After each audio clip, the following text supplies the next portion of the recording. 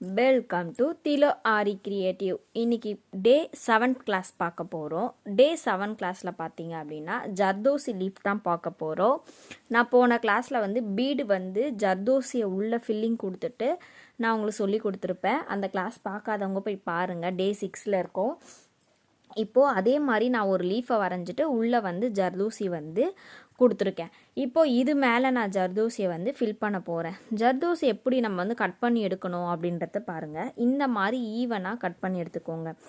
இந்த மாதிரி என்ன பண்ணுங்க அப்படின்னா, இப்போது இந்த இதுக்கு மேலே கிராஸ் கொண்டு வரோம் இல்லையா, இப்போது இந்த இதுக்கு மேலே இந்த மாதிரி குட்டி குட்டி குட்டியாக நீங்கள் கட் பண்ணிக்கணும். இப்போ நம்மளுக்கு இந்த மாதிரி பெண்ட் ஷேப் வரணும் இல்லையா, இங்கே பாருங்கள், இந்த மாதிரி பெண்டாக நம்மளுக்கு கரெக்டாக வரணும். அதனால் இந்த மாதிரி ஈவனாக ஒரு குட்டி ஷேப்பில் கட் பண்ணி வச்சுக்கோங்க.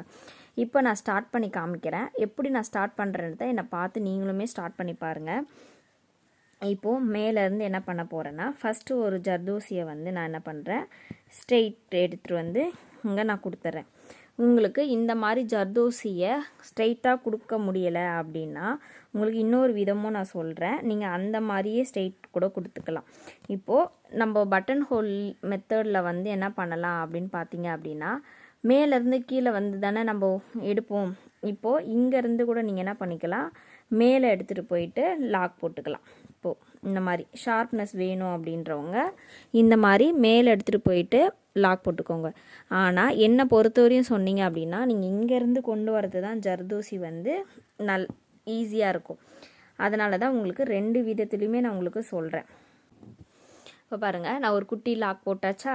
இப்போ என்ன பண்ணணும் அப்படின்னா, அதே மாதிரி லெஃப்ட்டு ரைட்டுன்னு போயிட்டு மேலேருந்து என்ன பண்ணணும், ஒரு சின்ன லாக் போட்டு மறுபடியும் அங்கேருந்து நம்ம லீஃபுக்கு கரெக்டாக 1 by 1 நம்ம ஜர்தோசியை கொண்டு இங்கே இந்த லைனில் என்ன பண்ணணும், இந்த இடத்துல கொடுக்கணும். தெரியுதுங்களா, நான் கொடுக்குறேன். என்ன பண்ணுங்கள், ஜர்தோசியை கொண்டு இந்த இடத்துல கொடுத்துருங்க. மறுபடியும் ஒரு லாக்கை போட்டுட்டு மறுபடியும் அகைன் என்ன பண்ணுங்கள், மேலே போயிடுங்க.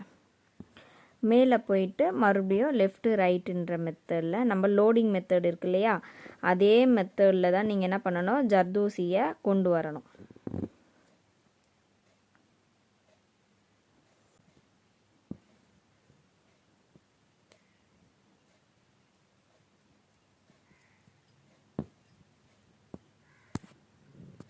இப்போது அடுத்த சைடு இப்போது இதே மாதிரி என்ன பண்ணுங்கள், லெஃப்ட்டு ரைட்டு அப்படின்னு சொல்லிட்டு ஜர்தோசியை 1 by 1 என்ன பண்ணுங்கள், இதுக்கு கீழே கொண்டு வந்து நீங்கள் ஃபினிஷ் பண்ணிக்கணும். இப்போ நான் உங்களுக்கு இதை போட்டு காமிக்கிறேன், ஃபுல்லாகவே பாருங்கள்.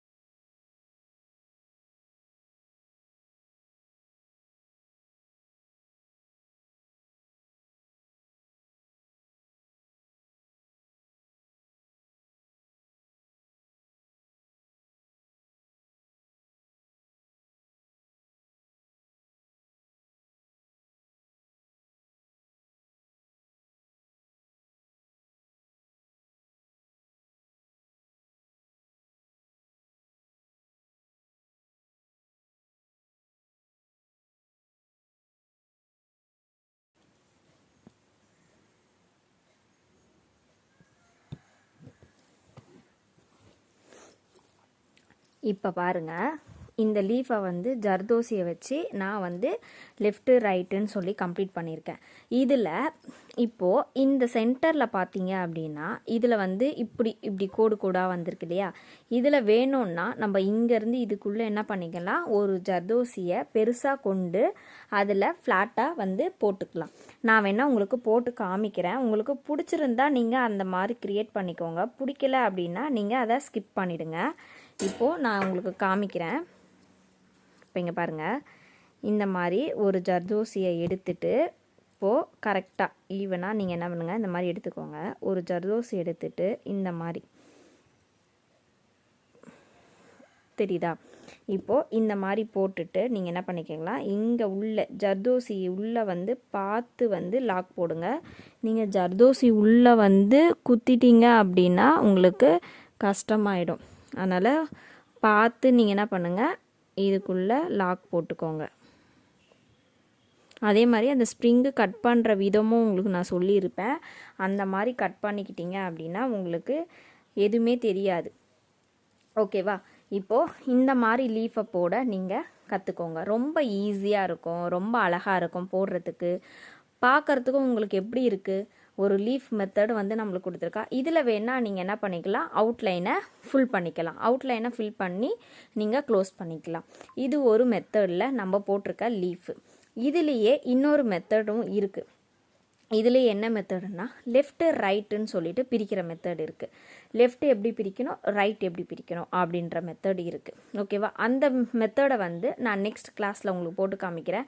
நான் உங்களுக்கு லீஃபில் வந்து கட் பீடு மட்டும் யூஸ் பண்ணலை.